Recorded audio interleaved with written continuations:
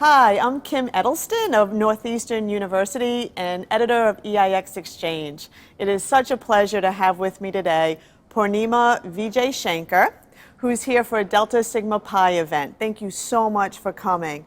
Purnima has 3 different businesses that she's founded.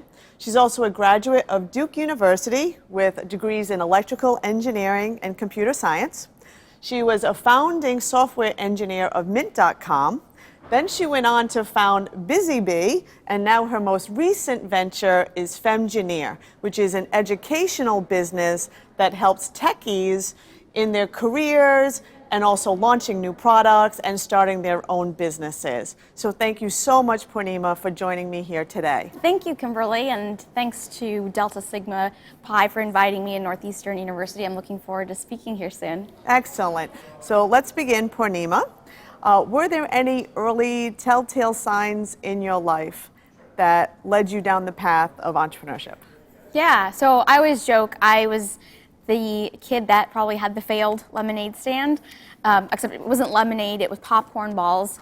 And my neighbor and I, who we were really good friends, we were like, you know what, college is gonna get really expensive. We should figure out a way to become millionaires before we get to college so we can pay our college bill.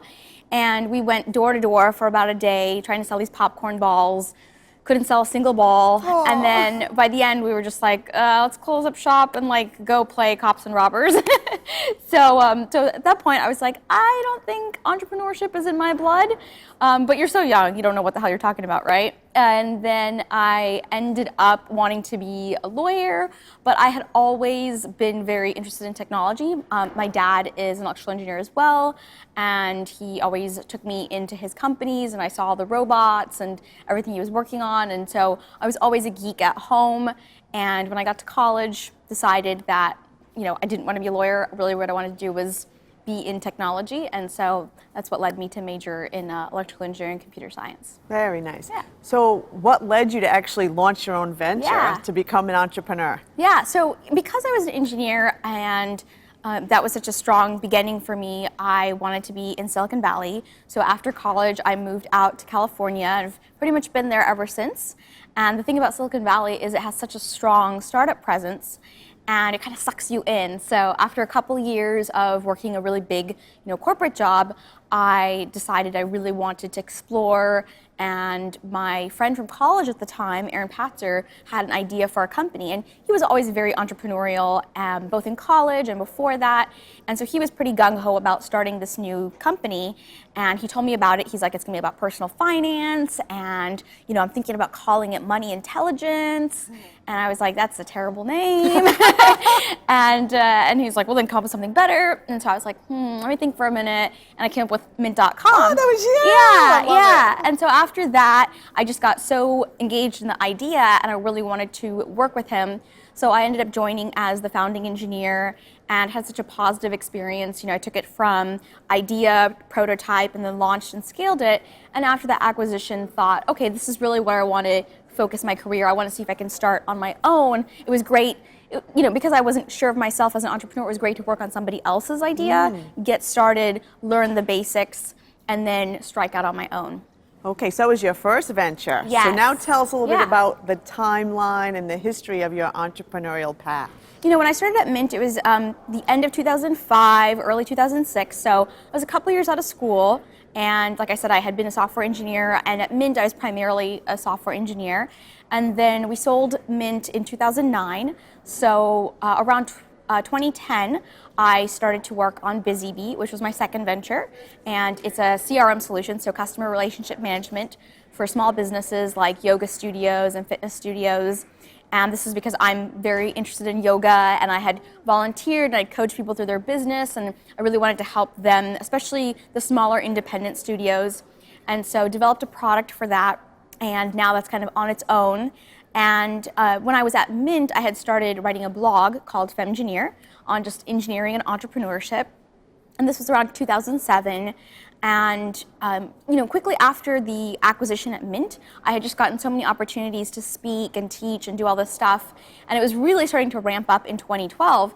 And I thought, if I do this, like my business is going to go out of business. I've got to keep my head in the game. But then I thought, well, why don't I make this into a business? Why don't I share my expertise? And so towards the end of 2012, decided to take Femgineer from being a blog to a business. And yeah, that's when I had the idea to make it into an education company. And so today we teach online courses. A lot of our students are techies. So some of them are technical, some of them are marketers, but they're all coming because they want to learn how to build products. They want to learn how to build companies. And so we walk them through online courses. We have a couple books, and then I do a lot of speaking as well. So what were some of the make or break moments for you as an entrepreneur that really tested you? I would say even as early as striking out on my own, I was very scared because I was like, I don't know. And at the time, there were a fair number of female entrepreneurs, but I didn't feel like there was one that I could point to and be like, well, she did it, therefore I can. And it was actually my mom who was like, look, you've got similar degrees to Aaron and these other founders that you're talking about in Silicon Valley. I don't see why you can't do it if they can. And so I was like, all right, can't argue with mom. And so I was like, okay, this is the time to go for it. And I had a few other people kind of coaching me along as well and saying like, give it a shot. And if it doesn't work out, it doesn't work out. But you don't want to look back and be like, oh, I wonder what could have happened, right?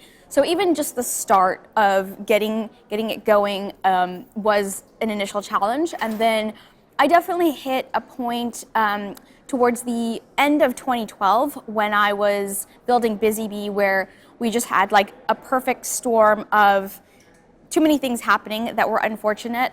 We had run out of capital. We had launched a second product that had some security issues, and I wasn't really sure what to do. And at that time, starting another business was like, is this a good idea? But in hindsight, it was, and it was the right time to do it. And it was more like, look, there's a lot of signs again pointing to people wanting this. There's a demand in the market, so again, go for it and see what happens. And even as early, or I guess as late as last year, I had been working part-time for an investor, and I was having a hard time just kind of breaking away from that. And my fiance and I sat down, and I was like, look, if I want to grow this, I've got to put in the time, like go full-time on it. And I was kind of nervous about giving up a steady paycheck and some of that. And then kind of looked at the numbers and was like, you know what, like maybe I could make more sales, maybe I could grow the business more, I've got to take this risk. And so yeah, ended up stopping that and just going full-time on Femgineer. And it was a good decision because I ended up doing a lot more sales and growing the business even in that short period of time. So yeah, I feel like there's always little choices that you have to make. And in those moments, you're wondering like, oh, what's the downside? What's the upside? And as long as there is an upside, I think you've got to go for it. Yeah. So you mentioned your mom, but Yeah. would you say you have a mentor? I don't have one in particular. I always wish there was that one person. I know a lot of people have that one person that they point to, but for me, it's always been multiple people.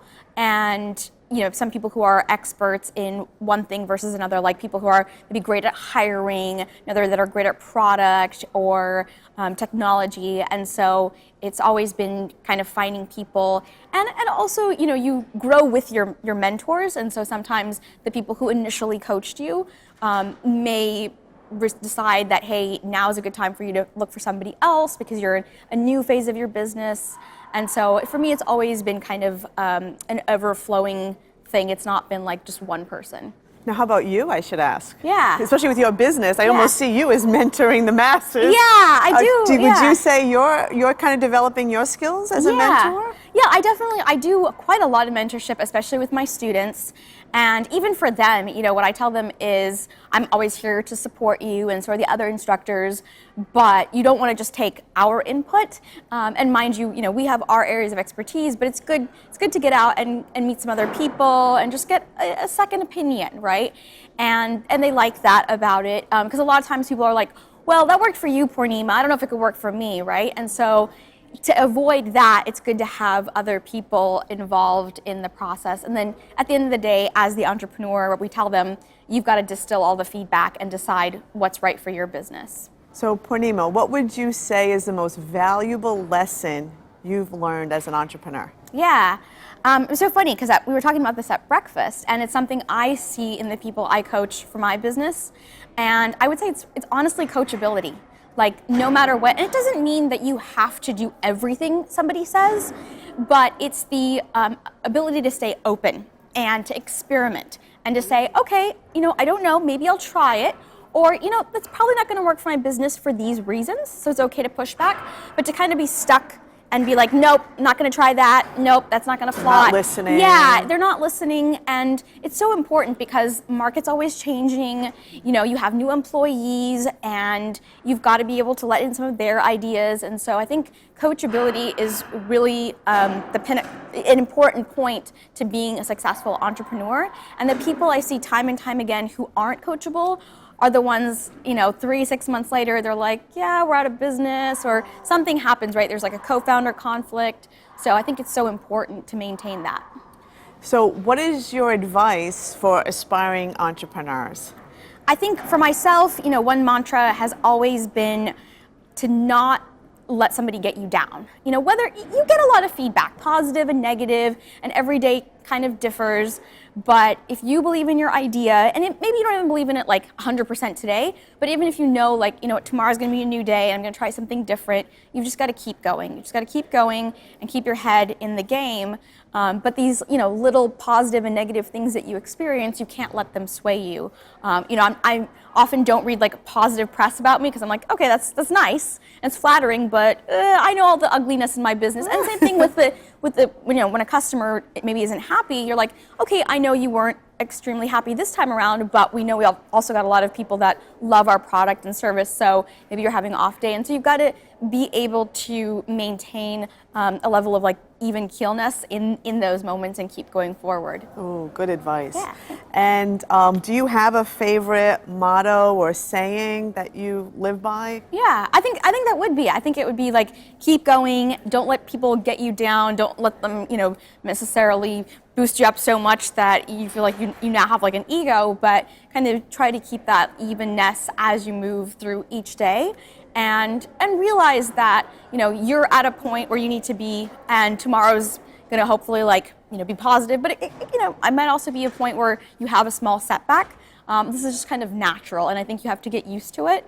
But too often, I think people get, they see the overly positive, and then they think that's the reality, and like they didn't, that entrepreneur never had a setback. Or they're like, I'm not far enough along, or they're kind of comparing themselves to other folks, and that can be very detrimental because it takes the focus away from building your business.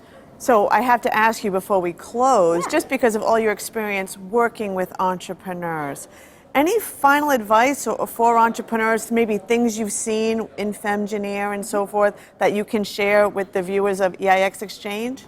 I always find that people who are open to experimenting, not necessarily like every day is an experiment, but that they're open to trying new things out in their business, it really helps them to grow and to realize that, if that is something that's important to you, if continuing to grow is important to you, that you do those experiments, and, maybe one day or 1 week or 1 month, it's now we're gonna, let employees try experiments. Or maybe it's, hey, let's try a new product line or a new service or a new price point. Like, you always want to kind of maintain that and test out the market.